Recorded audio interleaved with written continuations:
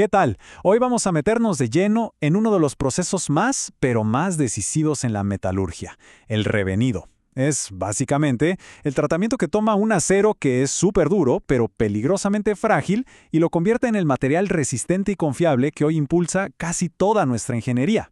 Y bueno, para empezar, arranquemos con lo que parece una contradicción. El proceso de temple le da al acero una dureza impresionante, ¿cierto? Sin embargo, en ese estado, es tan frágil que, para la mayoría de las aplicaciones, resulta casi inútil. Y justo esta es la paradoja que el revenido viene a resolver. A ver, analicemos esta tabla porque es súper clara. Nos muestra el antes y el después. Fíjense en la columna de acero templado. Sí, la dureza es altísima, pero miren el costo. Una fragilidad por las nubes y tensiones internas elevadísimas. Ahora pasemos a la columna de la derecha, el acero bonificado. La dureza sigue siendo alta, claro, pero ahora está controlada.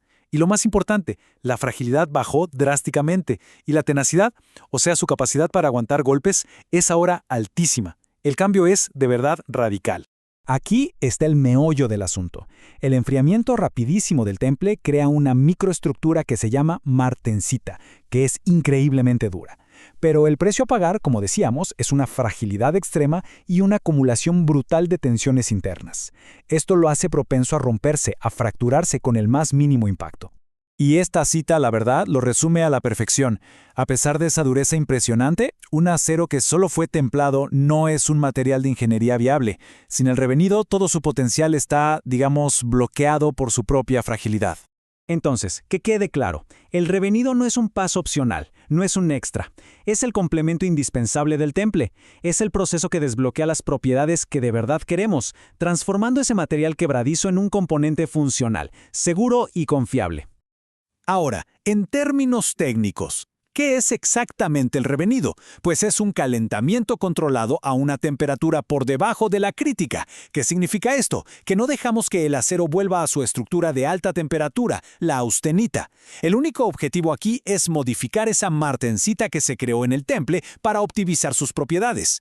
Los objetivos de ingeniería son muy claros. Primero, buscamos que el material deje de romperse como si fuera vidrio y que pueda deformarse un poco antes de fallar, o sea, reducir la fragilidad.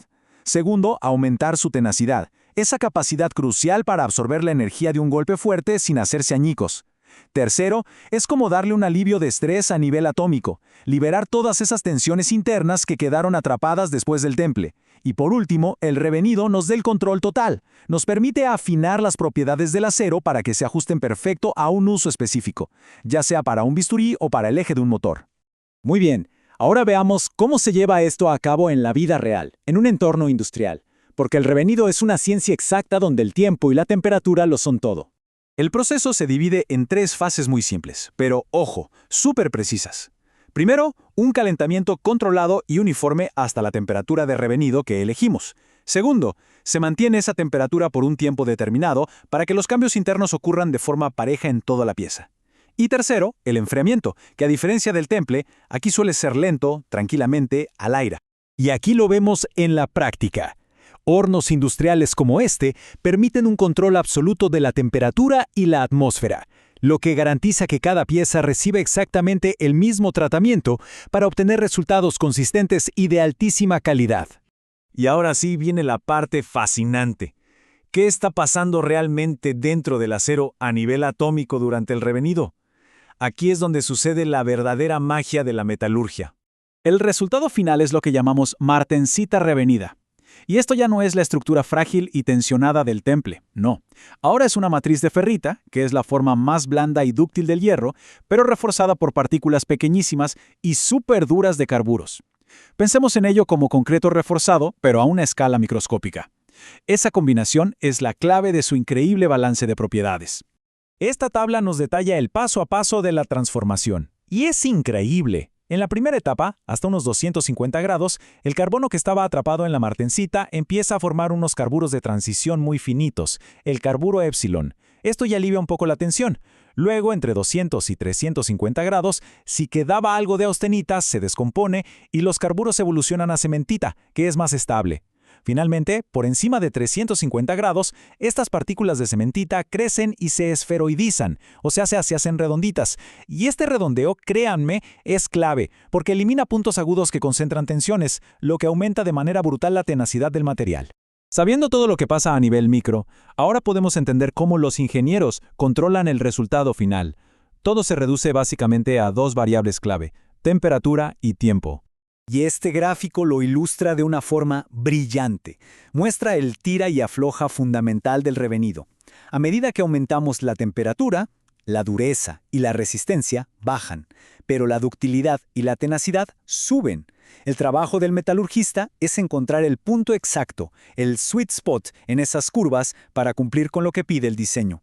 Entonces, lo interesante es que podemos clasificar el revenido según el propósito. Si buscamos máxima dureza y resistencia al desgaste para una herramienta de corte, por ejemplo, nos vamos a un revenido a baja temperatura. Si lo que se necesita es un alto límite elástico, algo de firmeza como para un resorte, pues un revenido a media temperatura. Y si la prioridad número 1 es la tenacidad y resistencia a impactos, para un eje estructural, entonces aplicamos un revenido a alta temperatura. Y ahora, atención, porque en los acerros aleados ocurre un fenómeno fascinante, el endurecimiento secundario. Fíjense en la curva. En lugar de que el acero se siga ablandando con la temperatura, alrededor de los 500 grados, ¡pum!, la dureza vuelve a subir. ¿Por qué pasa esto? Porque elementos de aleación, como el molibdeno o el vanadio, forman sus propios carburos especiales, que son súper finos y estables a altas temperaturas. Estos nuevos carburos compensan el ablandamiento de la matriz. Un efecto imposible de lograr en un acero al carbono simple y que es crucial para herramientas que trabajan en caliente. Esta capacidad de ajustar las propiedades del acero con tanta precisión, pues, hace que el revenido sea fundamental en una cantidad incontable de aplicaciones que nos rodean todos los días. La lista es de verdad casi infinita. Estamos hablando desde cuchillos que necesitan un filo duro pero que no se parta, hasta engranes y ejes en la industria automotriz que exigen una combinación perfecta de resistencia y tenacidad. Resortes, matrices para forja, componentes aeroespaciales. Todos, absolutamente todos, dependen de un revenido preciso para funcionar bien y de forma segura. Esta imagen lo resume todo, ¿no? Lo que empieza como un concepto metalúrgico en un laboratorio se escala a nivel industrial para producir masivamente componentes de altísimo rendimiento, transformando un material con potencial pero frágil en la verdadera columna vertebral de nuestra tecnología. Así que, para cerrar, el revenido no trata de ablandar el acero. No, trata de optimizarlo. Es el arte y la ciencia de encontrar ese balance perfecto, el punto exacto donde la dureza se encuentra con la tenacidad para crear un material simplemente superior. Y esto nos deja con una pregunta flotando en el aire. Si un simple ajuste de temperatura puede alterar de forma tan radical las propiedades de un material, ¿qué nuevas aleaciones y tratamientos nos esperan para superar los límites actuales y diseñar los materiales del mañana? La clave, como hemos visto, está siempre en el control.